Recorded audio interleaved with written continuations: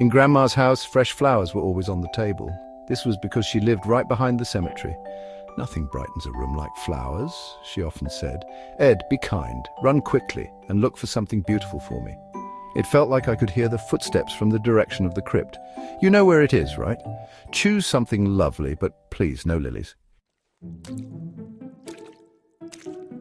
Without hesitation, Ed would rush out, running past the old grave of Pet Nomar, glancing at the cross as he jumped over it.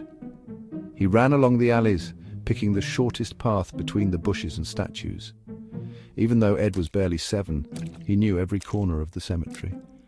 After all, he spent many nights playing hide-and-seek there with his friends. The cemetery was a far better place than his own backyard or the old dilapidated house where he lived with Grandma. At just 4 years old, he had already spent much of his time exploring the graves. There were huge trees, bushes, and winding labyrinths among the crypts, and the sun shone warmly over the flowers. Birds flew above, singing songs, and the calmness of the place made it feel almost magical. No one disturbed him there, but there was one rule. He had to avoid the old grumpy guard who lived in a stone house at the entrance.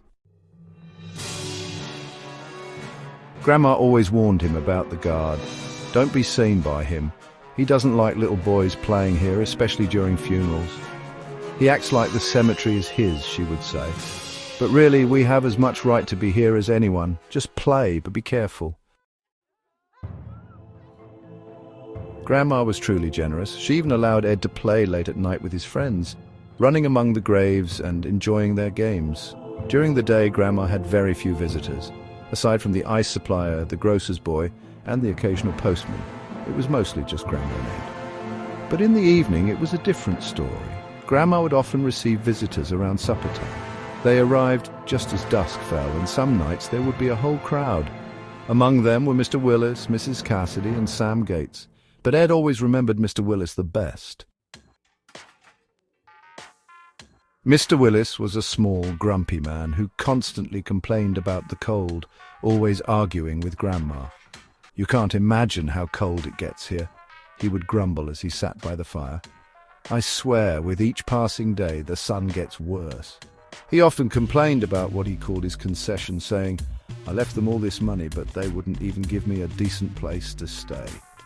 His wrinkled face was always sour, and Ed rarely saw him smile.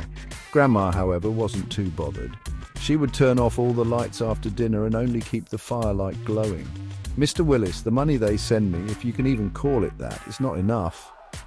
But they make me live in these conditions anyway." Ed, an orphan, had grown used to the constant talk of money and inheritance. Grandma never said much about it, but Ed had heard her speak of her late husband, Robert Moss. Robert had built the house they lived in before the war, but Ed never knew exactly where he had been buried after his death. Mr. Willis, however, was always keen to remind Grandma of the past. "Mr. Willis, he built this house for you legally, and the city took it all from me. It's all crooked lawyers and corrupt systems, but I'm entitled to more than they left me. I reserve the right to take what's mine." Meanwhile, Mrs. Cassidy was a completely different character. She was always dressed beautifully, her black dress elegant and her makeup flawless. She would talk with Grandma about something she called the eternal theme, a topic Ed never quite understood but always found intriguing. At Grandma's house, there were always fresh flowers on the table. She lived just behind the cemetery, and nothing brightens a room like flowers, as she often said. "Ed, be kind, run quickly, and bring me something beautiful," she would tell me. I would hear footsteps coming from the crypt, and Grandma would ask me to pick a few lovely flowers, though she always reminded me, "No lilies." Without hesitation, I'd dash out the door, climbing over the old grave of Pet Nomar and glancing at the cross as I sprinted past. I knew the cemetery well, even though I was barely 7.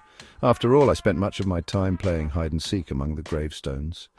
The cemetery felt like a place I belonged, much more than the old dilapidated house I shared with Grandma. It was peaceful, with tall trees, thick bushes, and a labyrinth of graves and crypts. Birds sang in the warm sun, and the stillness calmed my young soul. The cemetery was my favourite place, and as long as I kept my distance from the grumpy old cemetery guard, who lived in the stone house by the entrance, I could play there without worry. Grandma had warned me not to be seen by him. He doesn't like little boys playing around, especially not during funerals, she would say. The old guard acted as if the cemetery belonged to him, though if you ask me, we had just as much right to be there as he did.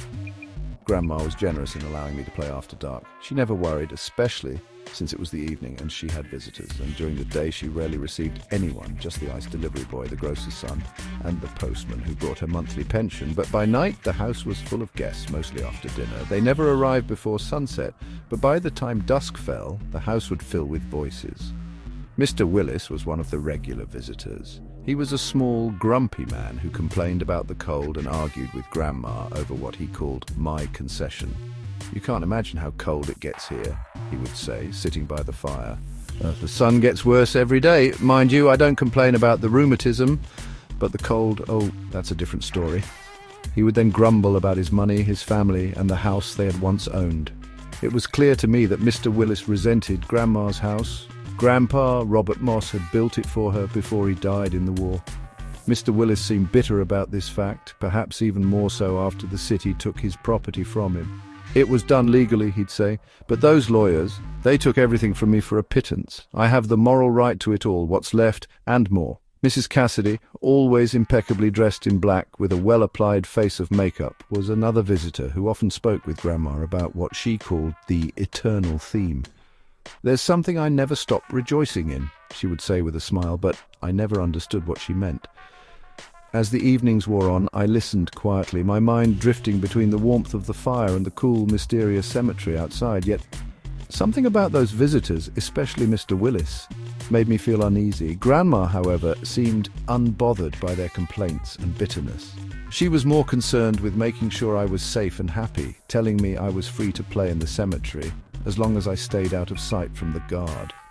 The adults around Ed were not particularly kind to him. They were simply indifferent. The headmistress at the orphanage told him she would be pleased if he viewed her as a mother figure. She believed this would be the best thing for him after the traumatic experience he had gone through. Ed didn't understand what she meant by traumatic experience, and she never explained it. She also refused to tell him what had happened to his grandmother or why she never visited him. Every time Ed asked about his past, she responded that there was nothing to tell, and that the best thing for him was to forget everything that had happened before he ended up in the orphanage. Over the years, Ed tried to forget, and by the time he left the orphanage, almost all of his memories of his past had faded. However, the most painful part came when he tried to remember the 2 years he spent in a hospital in Lulu. He had little else to occupy his time except to revive the past in his mind.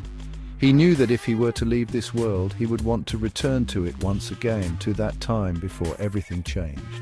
After leaving the orphanage, Ed received a letter from his grandmother. In his life, he had only ever received a few letters, so when he saw Mrs. Henner Moss's name and address on the envelope, it didn't immediately stir any recognition. The letter itself contained only a few lines, but it told him that his grandmother had been in a sanatorium. She was now back and had uncovered the truth behind the machinations that had led to him being taken away. She mentioned that there was still a possibility he could return home, but Ed was already in a soldier's uniform waiting for his orders to leave, so his mind was elsewhere. Despite this, he wrote back to her, sharing his life and sometimes even sending part of his salary. Grandma's letters came sporadically, and she would often talk about people Ed didn't know, Mr. Willis, Mrs. Cassidy, Sam Gates, and others who visited her regularly. She also mentioned the abundance of fresh flowers that appeared almost every day. "My boy," she wrote, "I don't get out much anymore, being over 76, but I still manage to get my flowers." But the letters eventually stopped. When Ed was wounded, his life became a blur of hospital rooms, doctors, nurses, and constant pain. His world shrank to the hospital bed, with his only escape being the fleeting memories of his past. Once he almost shared these memories with a psychiatrist, but stopped himself. He knew it wasn't worth it. He had enough troubles already, and he had been granted an exemption from military service due to his mental state. There was little hope of things improving. His grandmother must have been over 80 by now. Then another letter came, and it was the same as always. The same handwriting, the same scribbled lines on a square sheet of paper, as if nothing had changed. Grandma was still waiting for him, still hopeful he would return. She told him something amusing. Did he remember the old Grinch, the cemetery watchman? Well, he had been hit by a truck that winter while trying to sneak around with the others. In time, The old Grinch had become a bit nicer, and Grandma laughed at the thought of the things they would talk about when Ed finally came back. Ed's return to his grandmother's house was delayed by the months he spent in Honolulu after his service. It was a time filled with new faces, new experiences, and a strange sense of distance from everything he had known. He spent evenings in a bar with a girl named Peggy and a nurse named Linda, people who felt completely unrelated to the world of his childhood. The talks about Russia and inflation, about finding places to live, didn't seem to matter to Ed. He found himself thinking of Sam Gates, remembering their conversations about lawyers and faraway places like Springfield. Eventually, Ed boarded a plane and sent a telegram to Mrs. Henna Moss, letting her know when he would arrive. He landed at a military airfield in the late afternoon, but missed the bus that would have taken him in time for lunch. The last 70 kilometers were covered by a snack at a roadside station, a walk to the nearest town, and then a taxi. Ed was feeling jittery with anticipation, his body trembling as he finally neared his grandmother's home. When Ed stepped out of the car and it stopped near the house by the cemetery, he handed the taxi driver the money without asking for change. He stood frozen for a moment, watching the taxi drive away before gathering his courage and walking toward the house. He knocked on the door, took a deep breath, and waited. The door opened and he found himself standing at home, exactly at home, because nothing had changed. Nothing at all. Grandma was still the same. She stood in the doorway, a small, wrinkled, delightful old woman, squinting at him by the firelight. "Really, my boy, it's you, isn't it?" she said, her voice warm but a little unsure.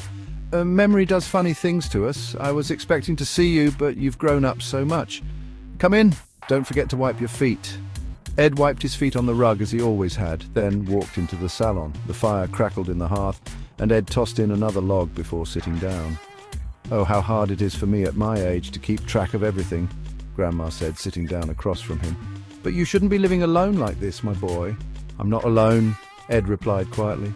"You remember Mr. Willis and the others, don't you? They haven't forgotten you either. They always talk about the day when you'll come back."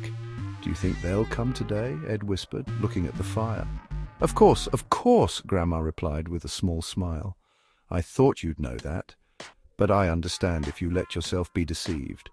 People who don't understand, I met a lot of them at the sanatorium. I was there for about 10 years until I figured out how to get out. They told me all sorts of things, but in the end, I stopped arguing and told them they were right.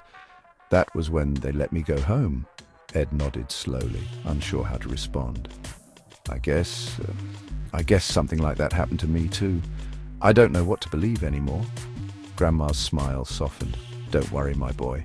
You'll find your way. And don't worry about your lungs either." "My lungs?" Ed asked, confused.